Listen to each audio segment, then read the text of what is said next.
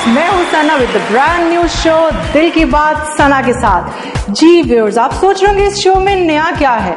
जी बिल्कुल नया है, something very new, very exciting and something very very cool. What? Of course me. जी, तो शो का टाइटल है दिल की बात सना के साथ, तो मेरे गेस्ट इसमें करने वाले हैं दिल की बात मेरे साथ। जी, वो बातें जो वो किसी से शेयर नहीं करते मेरे साथ करेंगे। मेरा काम है उनसे पूछना और आप तक लाना। सो वेल, ज्यादा इंतजार नहीं कराऊंगी, दिल की बात सना के साथ। मुझे जो बात दिल की कहनी होती है उनमें से एक ड्रामे में एक कैरेक्टर मैं ऐसे जरूर रखती हूँ। और नाम कितने मजेदार हैं, प्यार दो या मार दो, तो वो सही टिका देते हैं।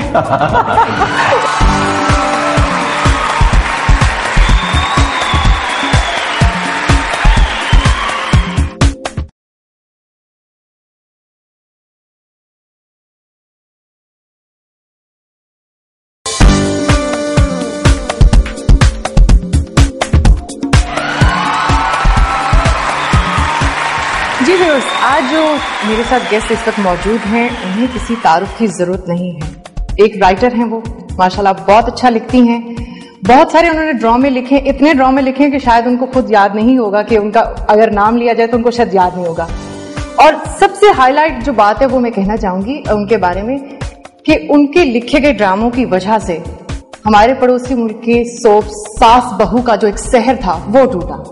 यकीनन आप समझ गए होंगे, मैं बात कर रही हूँ सीमा गजल की। अस्सलाम वालेकुम आपा। वालेकुम अस्सलाम। कैसी आप? ठीक है अल्हम्दुलिल्लाह, बहुत अच्छे। Thank you so much. Most welcome. आपके साथ ही एक और भी गेस्ट हमारे साथ मौजूद है। मैं चाहती हूँ मैं उनका भी बता दूं क्योंकि वो भी बहुत जरूरी है, फिर हम लोग अपनी बातें कंटिन्यू करेंगे। जी व्यूअर्स, तो दूसरे जो हमारे साथ गेस्ट मौजूद हैं उनकी तो बहुत ही जरूरत थी। वो कहते हैं ना, म्यूजिक आपकी लाइफ में बहुत जरूरी होता है। अगर वो रहता है तो आपका मूड अच्छा रहता है, आपके अंदर लाइफ रहती है। तो जी, इस वक्त जो हमारे साथ दूसरे गेस्ट हैं उनका ताल्लुक म्यूजिक से है। उनके लिए मैं ये कहूंगी कि he is truly a legend. He is one of दोस्त जिन्होंने पाकिस्तान में पॉप सिंगिंग का ट्रेंड सेट किया। माशाल्लाह बहुत अच्छा गाने गाए उन्होंने। और एक गाना तो शायद एक गाना जो मुझे याद है, मैं ऐसे बोलूंगी तो आप कहेंगे कि ये क्या बात कर रही हैं। मेरे बचपन के दिन बड़े अच्छे थे दिन, वो जो एक मैं गाना भी कहूंगी, उसे ये भी कहूंगी कि हमारे बचपन में जो है वो ये जब हम सुनते थे, लेकिन अब खैर वो बचपन ही था। अब वो इस पे हम ज्यादा बात नहीं करेंगे। मैं उनका नाम इंट्रोड्यूस कराऊंगी।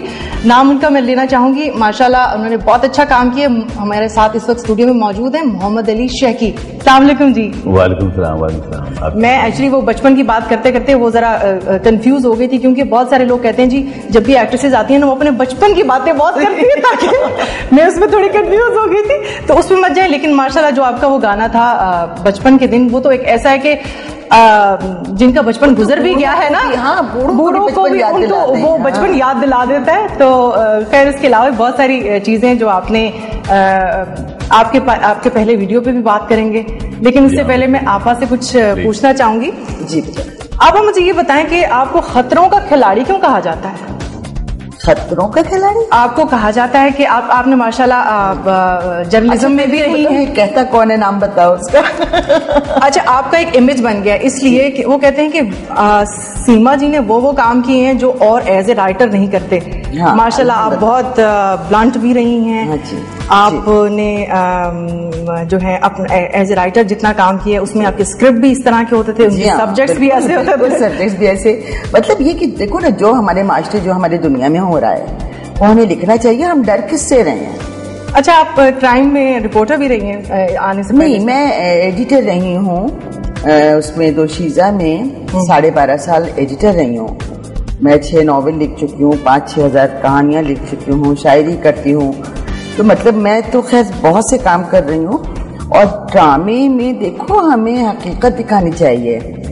तो मेरे पास ड्रामों के ऊपर बहुत ले दे हुई, मुझे बड़ा मजा आया, क्योंकि मुझे जब झूठ बोलते हुए लोग गड़बड़ा रहे होते हैं ना और कहते हैं कि हमारे माशरे में ये नहीं होता, तो असल में मैं उन्हें पहचान जाती हूँ कि ये किस तरह की बातें कर रहे हैं। तो आपका बचपन किस तरह से गुजरा? आपने किस तरह? मैं बहुत शरीर थी। अच्छा। हाँ, मैं मारती थी बदतमीजी करने वाले बच्चों को, भाईजान को अगर कोई लड़के मारते थे, जी मतलब भाईजान को हमारे बड़े भाई जो तो खतरों का खिलाड़ी, मैंने सही कहा, बिल्कुल सही कहा।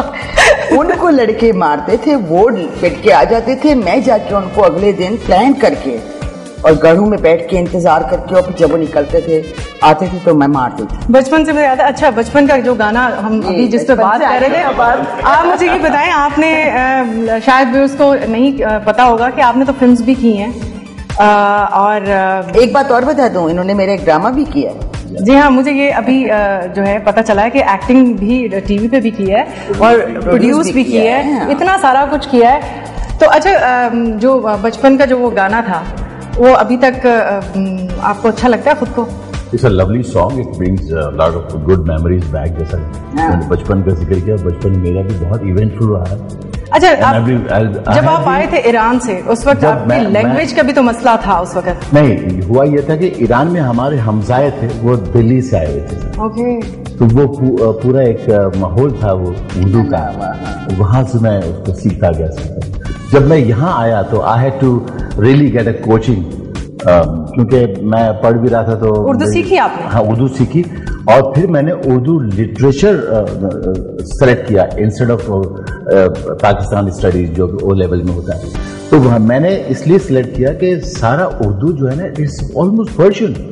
जितने भी मुश्किल अल्फाज आप बोलते हैं वो सकालत और वो लताफत वगैरह जो है ना, वो सारा पर्शियन है। तो it was very easy for me. तो मैंने वो जो एक्सेंट है वो उसको to get rid of the Persian accent, उसमें थोड़ा वर्क किया। प्लेबैक सिंगिंग भी की है? हाँ, बहुत किया। और मेरा के लिए जो आप कह रहे हैं ना कि पॉप सिंगिंग को लाने वाला ये बहुत हो रहा है। Let me correct it. You see, pop का मतलब है, ये मुखफ़फ़ है पॉपुलर का, तो पॉप कर दिया उसको। पॉप का हरगिज ये मतलब नहीं है कि हमने गाना खुद बनाया, हमने खुद लिखा, हमने खुद गाया, हमने खुद ही रिकॉर्ड किया, हमने खुद ही रिलीज किया, हमने खुद ही पॉपकॉर्न लेकर मतलब to justify all that you want to अब शौक पूरा करने, वही बात है ना। देखिए, actually popular music is music, it is music. और प्लेबैक सिंगिंग का इसलिए हवाले दूंगा कि मैं basically I train myself as a playback singer. मेरे जो एस्पिरेशंस थे, जो सिंगर्स थे जैसे किशोर कुमार, मोहम्मद रफी एंड मन्ना डे वगैरह, तो that was the perception behind the singing जो मैंने अपने आप को ट्रेन किया। Because my Ustad Habib Ahmed Khan, he said you will be an incredible playback singer अगर तुम लाहौर जाओ। अच्छा, तो पहले आप एज ए सिंगर आए थे या एज एन एक्टर? आपने both things are going together. अब मैं जब टेलीविजन पे, अब देखा हुआ क्या जब टेलीविजन में मैं एंटर हुआ, तो टेलीविजन में ये था कि भाई आपको कुछ भी मिल जाए आप घुस जाए। पहले आपको सिंगिंग मिल जाए तो घुस जाए, एक्टिंग मिले तो घुस जाए। तो भाई के कासिम जिलानी साहब एक प्ले कर रहे थे तुलू इस्लाम, और तो कुरैश के सरदार थे बहुत बड़े, उसका कैरेक्टर मुझे दिया। तो वो बाकायदा अरबी ड्रेस पहन के तलवार हाथ में लेके, और हीरो थे उसमें, मतलब उसमें वो विलन था। और उसमें रियलिटी डालने के लिए हमने सचमुच मारा एक दूसरे को। अल्लाह, बिलीव करें, हमने चोटें तलवार से लकड़ी। अच्छा, वो ऐसा होता है, आपको भी इसका एक्सपीरियंस हुआ होगा। आपके कई ड्रामों में ऐसे जब नए नए एक्टर होते हैं और उनकी एक्साइटमेंट ज्यादा होती है, ठीक है, और वो क्या होता है कि अगर आप ऐसे, क्योंकि आपके ड्रामों में काफी ऐसे सीन होते हैं, इमोशनल सीन होते हैं, मार दाड़ वाली भी कुछ चीजें होती हैं, कभी हो जाता है कैरेक्टर ऐसा होता है, तो वो सही टिका देते हैं। वो आप कभी ऐसा होता है कि डायरेक्टर से पूछती हैं कि अच्छा भाई ये जो मेरा कैरेक्टर है कौन करने जा रहा है, इसमें इतनी इंटेंसिटी चाहिए, इसमें इतनी कास्टिंग पे तो हम बैठते हैं, डायरेक्टर प्रोड्यूसर हमारा ख्याल रखते हैं और जानते हैं, क्योंकि कैरेक्टर हमने कंसीव किया होता है, उनको नहीं पता होता कि हमने कैरेक्टर किस तरह का बनाया। तो आपका आजकल तो जैसे ड्रामों में गाने भी शामिल कर दिए जाते हैं, म्यूजिक भी डाल दिया जाता है, स्पेशली यानी कि उसमें ग्लैमराइज कर दिया जाता है। तो आपको लगता है कि उससे करने से आपकी कहानी कभी खराब होती है या उससे फर्क पड़ता है? नहीं, मेरे ख्याल में ऐसा नहीं किया जाता। कोई कहानी से हट के कोई चीज नहीं डाली जाती। कहानी के अंदर अगर कुछ कोई ऐसी चीज होती है तो दे डिस्कस, तो फिर हम एक डिस्कशन होती है म्यूचुअल अंडरस्टैंडिंग के साथ। म्यूजिकल सीरियल है, उसकी हीरोइन जो है वो सिंगर ही बनना चाहती है तो गाने तो गाने पड़ेंगे। हम लोग एक किया था ना सीरियल जो उसमें थी तो वो गाने थे और उसमें मेरे ख्याल सीनों से ज्यादा उसमें कुछ गाने थे और कुछ इस तरह से था। वो मोमी था जी, एस सुलेमान साहब का था। एस सुलेमान साहब ने किया था क्या यही प्यार है, आफरीन बेग प्रोड्यूसर। तो मकसद ये कि हमारी कहानी की डिमांड क्या होती है उसका ख्याल रखा जाता है और मेरे ख्याल सब रखते हैं। कास्टिंग में भी थोड़ी सी परेशानी जरूर हो जाती है बाज़ औक़ात, लेकिन हर आदमी हर बच्चा आज अपनी जगह पर सही काम कर रहा है। अच्छा, ये बहुत मैंने जितने भी सीनियर्स लोगों से कभी इंटरेक्शन होती है बहुत कम ऐसे होते हैं जो बहुत सेटिस्फाइड हो, अदरवाइज वो सुना है। अच्छा, मैं एक और चीज़ आपसे ज़रूर पूछूंगी, मुझे ये बताइए कि माशाल्लाह आपने इतना सारा काम किया, इतना अरसे इस फील्ड से वाबस्ता नहीं, आपकी अपनी एक राय भी रही है और माशाल्लाह आप जब बोलती हैं बहुत स्ट्रांगली बोलती हैं, आपकी एक राय होती है। पहले के जो ड्रामे थे उसमें क्या अच्छा था और आज के ड्रामों में क्या अच्छा है और क्या अच्छा नहीं है, यानी कि दोनों चीजें मुझे बतानी है। बिल्कुल, मैं आपको बताती हूँ।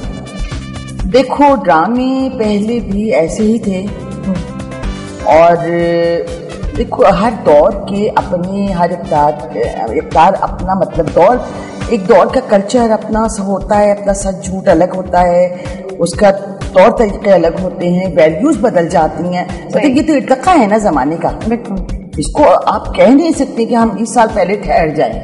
सही, हम नहीं ठहर सकते क्योंकि नॉर्मली आपने सुना होगा होता नहीं है कि लोग आप ये कह रहे होते हैं कि नहीं जो पहले ड्रामे थे गलत कह रहे होते हैं। देखिए ना, अब आप उस वक्त बच्ची थी फर्ज कीजिए, मैं उस वक्त बच्ची थी फर्ज कीजिए, अब मेरे पास तो कोई काम ही नहीं था, मैं बैठ के वो ड्रामे देखती थी। तो वो लोगों का माइंड चेंज हुआ, लोगों का मूड चेंज हुआ। अच्छा, दूसरी बात सना, मुझे एक बात बताओ कि एक चैनल था पीटीवी, एक ड्रामा आता था, दूसरा कोई चैनल नहीं था, लोगों के पास देखने के लिए कोई दूसरा ऑप्शन नहीं था।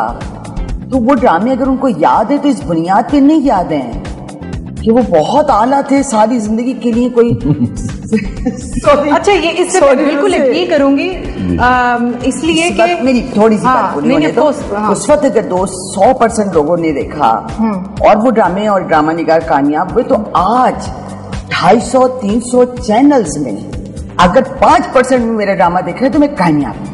Yes. Exactly. That's very true. No doubt. ठीक है, और मेरे ड्रामे आज के होते हैं, आज के जमाने के, जबकि आपके पास बहुत ऑप्शन है, होते हैं, एंटरटेनमेंट की चीजें बहुत सारी और हैं, कर सकते हैं। और फिर भी आप प्लेज जो हैं माशाल्लाह स्क्रिप्ट्स हिट हो रहे हैं, प्लेज हिट हो रहे हैं। और आई थिंक ये जो मैंने पहले भी बोला कि जो सास बहू वाला लोगों के जहनों में एक बैठा हुआ था कि जी वो हमारे इंडियन ड्रामेज ही हैं, लेकिन अब मैं आपको यकीन से कह सकती हूँ कि वाकई हमारे ड्रामे इतने अच्छे हो गए हैं कि लोग उसको पसंद भी करते हैं। हम भी एक्टर होने के बावजूद देख रहे होते हैं कि किसी और का काम है और बहुत अच्छा है। एक चीज मैं कहना चाहता हूँ आज जी कि हम हर वक्त ये क्यों बोलते रहते हैं कि हम अच्छे हैं और हम ये what are we threatened of, हम किससे डर रहे हैं, हम क्यों क्या प्रूफ करना चाहते हैं? भाई हम डर रहे हैं, अपना काम अच्छा है, बार बार ये क्यों? This is some kind of a defence, you are trying to avoid some kind of a criticism from some outside.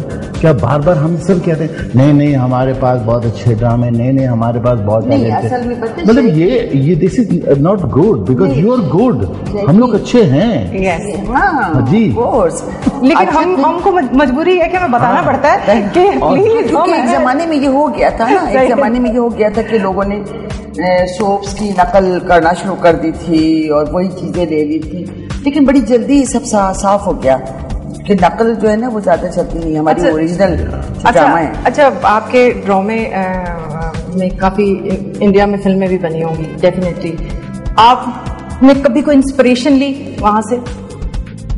नहीं, अभी तक स्क्रिप्ट में, लेकिन बड़े वहाँ की आर्ट मूवीज ऐसी हैं कि जिनसे इंस्पायर होके आदमी सीरियल कर सकता है। अभी तक किया नहीं है मैंने ऐसा, लेकिन मैं जरूर करूंगी, मुझे अच्छा लगेगा तो मैं जरूर करूंगी। अच्छा, आपने एक फिल्म भी की है, लेकिन इस पर मैं करूंगी बाद में बात। वक्त हुआ एक छोटी सी ब्रेक का, तो यहाँ लेते हैं छोटी सी break. Let's take a break. और नाम कितने मजेदार किस्म के, प्यार दो या मार दो। अच्छा, अब अगर देखते हैं अपनी पुरानी चीजें तो कैसा लगता है? हंसी आती है दिन गुजरे, रात गुजरे और ये दौर खत्म। चलिए अब अगर बातें नहीं करते, कोई अच्छी बातें करते ताकि मूड अच्छा पाकिस्तान, फॉर्मेट चेंज हो जाएगा।